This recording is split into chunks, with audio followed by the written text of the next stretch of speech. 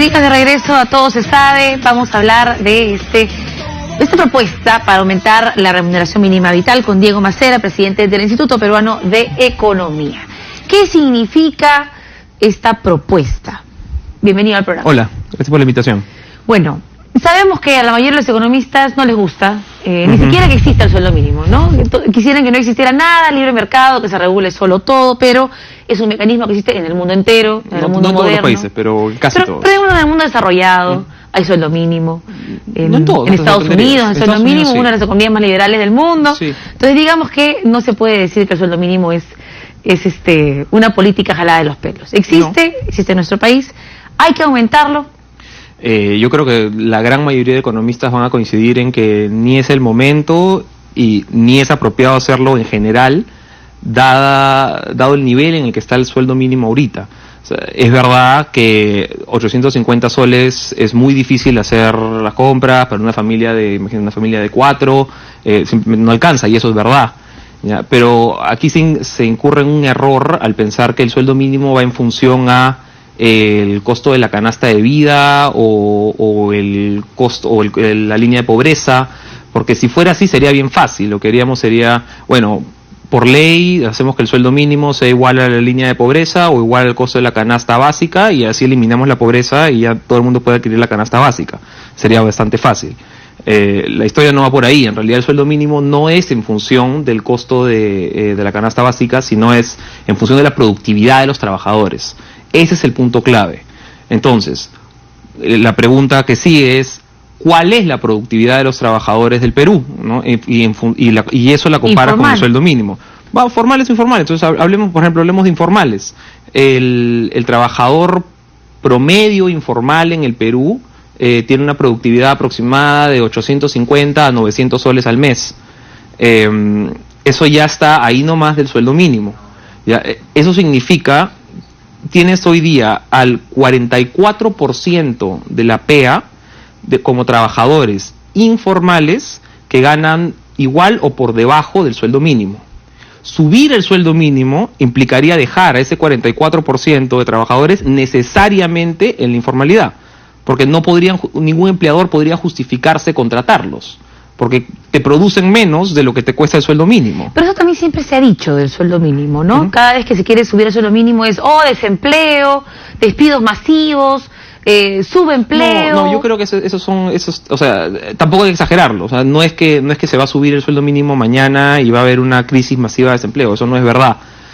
Lo que sí es verdad es que el sueldo mínimo afecta a relativamente pocas personas. O sea, estás hablando de un nivel de salarios que, a ver si me acuerdo los números, es más o menos el 1% de la PEA son 1%, son trabajadores formales que ganan sueldo mínimo. Entonces, estás hablando de tener una política nacional que está en debate en todos lados, que estamos acá conversándolo en RPP, para beneficiar al 1%. Entonces, eso es un criterio que te deja pensando. Y lo otro es que te deja pensando, ya bueno, ¿y para quién? ¿A quién quieres beneficiar a estos a costa de perjudicar a las personas, al 70% de trabajadores que están hoy día en la informalidad? Y el incremento en el sueldo mínimo hace más difícil el acceso, hace más caro el acceso. Entonces, probablemente beneficies a unos cuantos a costa de dejar al resto afuera. Ahora, algunos te van a decir, bueno, pero es que es una medida de equidad. Y es verdad que los trabajadores que ganan sueldo mínimo, de verdad que ganan muy poco, están por debajo de la distribución de ingresos, pero luego lo que te tienes que preguntar es, bueno, ¿pero a quiénes puede perjudicar esto? Perjudica sobre todo a los trabajadores que son más vulnerables, sobre todo a los trabajadores que tienen menos experiencia laboral, los jóvenes, perjudica a muchas mujeres. A ellos es a los que les impide insertarse en un empleo formal con CTS, con gratificaciones, con todos los beneficios de ley. Se ha convocado o se ha invocado por parte de algunos congresistas que se convoque un Consejo Nacional de Trabajo, el Ministerio de Trabajo, para poder analizar el tema. ¿Cuáles son los factores que se tienen que analizar? Porque sí existe un contexto en el que el sueldo mínimo se puede elevar con tranquilidad. Hay, digamos, ha habido inflación, hay un crecimiento económico estable, se ha aumentado el número de trabajadores dentro de la formalidad en un periodo bastante prolongado, Y se puede pues analizar esto. ¿Qué cosas va a analizar este Consejo Nacional del Trabajo? Muchos de los factores que has mencionado son los que va a revisar el Consejo Nacional del Trabajo, entre ellos, por ejemplo, inflación. Entonces, hablemos de inflación. El año pasado fue 1.4%, inflación súper baja. Ahora en enero ha sido 1.2, súper baja. Entonces, por factor inflación no puedes justificarlo. Crecimiento económico, tampoco. El año pasado fue un crecimiento bastante mediocre de 2.5. ¿Ya? Entonces, en donde tú deberías encontrar alguna suerte de correlación con el incremento del salario mínimo, tiene que ser con mejoras en la productividad, que era lo que te decía al comienzo. O sea, el salario mínimo no tiene que pensarse, esto tiene que quedar muy claro, no tiene que pensarse en función al costo de la canasta básica, en función al costo ni siquiera de la inflación. Tiene que pensarse en función a la productividad de los trabajadores. Y repito, hoy día la productividad de los trabajadores peruanos sigue siendo relativamente baja para el salario mínimo que tenemos. Es sumamente impopular decirlo, porque todos estamos de acuerdo en que 850 es un salario entonces, bajo. ¿por qué crees que un economista como Pedro Pablo Kuczynski está proponiendo esta medida ahora? Ahí es un terreno político que no sé. No me voy a aventurar a decir que es por esto o por lo otro, eso habría que preguntárselo al presidente. Lo que sí es verdad es que cuando hablamos de incrementos en el salario mínimo, no son solamente pues los 850, o sea, son 850 soles al mes, pero si tú estás en el régimen general, tienes que pagar los 15 sueldos, ¿no? Las 2 gratificaciones, más la CTS, más todo lo extra, más el de salud, más las asignaciones. Eso se termina siendo no 850 por 12, termina siendo 850 por 17 y pico. ¿Ya? Si eso lo conviertes a mensual, terminan siendo más o menos 1.250 soles. ¿Ya? Entonces, 1.250 soles al mes ya está bastante por encima de la productividad del trabajador informal promedio. ¿Ya? Entonces, lo que estás haciendo es condenar a estos trabajadores a tener un trabajo informal. ¿Ya? Esto no es para los empresarios, no, tienes que pensar no en el 1% ahorita de trabajadores formales que están con el salario mínimo, piensa en el 70% de trabajadores que no tienen acceso a nada. Vamos a hablar del decreto de urgencia 003. Se ha extendido por 30 días y esto ha generado mucha preocupación en el mundo empresarial. ¿Por qué es que esta prórroga de 30 días está generando tanta incertidumbre? Porque en este contexto 30 días es muchísimo tiempo. El Congreso ojalá no se tomen los 30 días en definir qué ley reemplaza el decreto 003, porque ya tenemos muchas compañías constructoras, proveedoras y toda la cadena de pagos que están en serios problemas financieros para cumplir con la construcción y lo que tienen que avanzar. Nosotros en el Perú dependemos muchísimo este año, ¿ya?, de la construcción, de la inversión pública y de la inversión privada que van a dar estas empresas, las investigadas, ¿ya?, y de toda la cadena que viene detrás de ellas.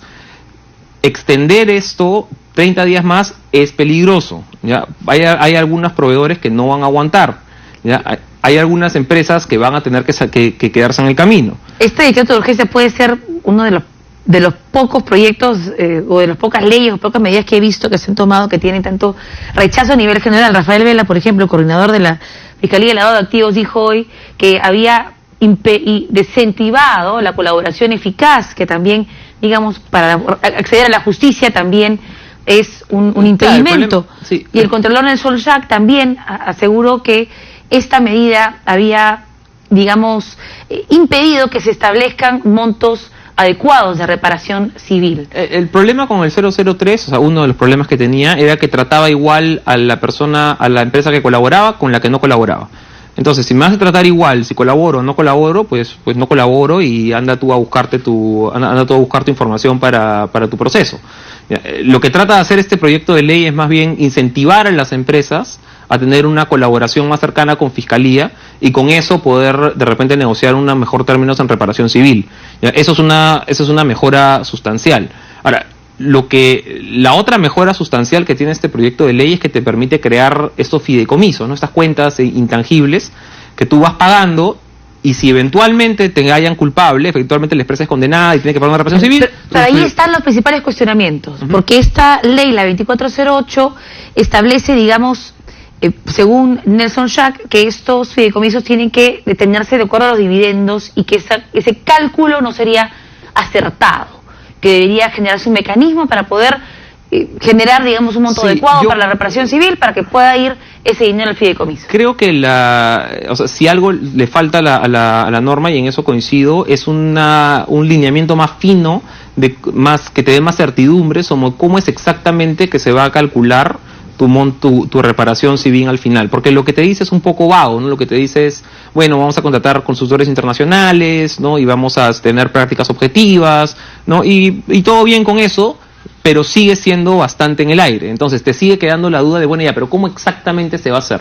¿Ya? Y ahí todavía te queda el problema de la discrecionalidad que puede tener a veces la Procuraduría, ¿no? Porque, digamos, si en la medida en que tú no tengas un lineamiento objetivo, claro, ordenado de la reparación civil, se calcula 1, 2, 3, 4, 5, la Procuraduría te puede salir con, mira, el daño moral viene por aquí y el daño de reputación viene por acá, y termina saliendo un monto como estos $1.000 millones que calculó para 3 proyectos de Odebrecht. ¿Crees que, y vamos terminando la entrevista, crees que se está haciendo un esfuerzo por parte de miembros del Congreso y Ejecutivo para poder llegar a un acuerdo alrededor de esta ley y promulgarla lo antes posible? Mira, yo escuché el debate del Congreso hace un par de días respecto a la ley. Creo que tuvieron puntos interesantes, creo que algunas observaciones eran muy válidas. Lo que me preocupa es que se quieran tomar los 30 días y quizá un poquito más, y que vayan a politizar el debate. O sea, ya se escuchaba a algunos congresistas llevando la discusión al plano mucho más político que técnico, y esto no le va a dar seguridad a los bancos para prestar, no le va a dar garantías a los proveedores y va a parar la economía. Esto es un problema sumamente grave que se viene ahora en marzo. ¿Ya? Y creo que muchas personas no lo están tomando con la seriedad que corresponde. Espero que los congresistas por lo menos estén un poco más conscientes de que esto es muy urgente resolverlo ya. ¿Y si esa es la estrategia? ¿Y si la estrategia es parar la economía? La estrategia para la economía es un poco suicida, ¿no? Considerando que ellos también son parte del problema. O sea, ellos son tan responsables como el Ejecutivo de que el país salga bien estos años. ¿Qué dice la galleta? Me tocó. Pide la opinión de tus amigos, pero no delegues tu decisión. A mis amigos mejor no. Bueno, eso debería que decir a los congresistas. Pide la opinión de los amigos, pero que no deleguen su decisión, porque les encanta votar en bloque. Pero que consulten, o sea, si no están seguros porque claro, muchos dijeron el proyecto de ley es difícil, nos han dado poco tiempo. No quiero leer. Sí, 17 páginas de repente es mucho, ¿ya? Pero bueno, llamen a sus consultores, llamen a gente con la que confíen. Tienen asesores, un montón.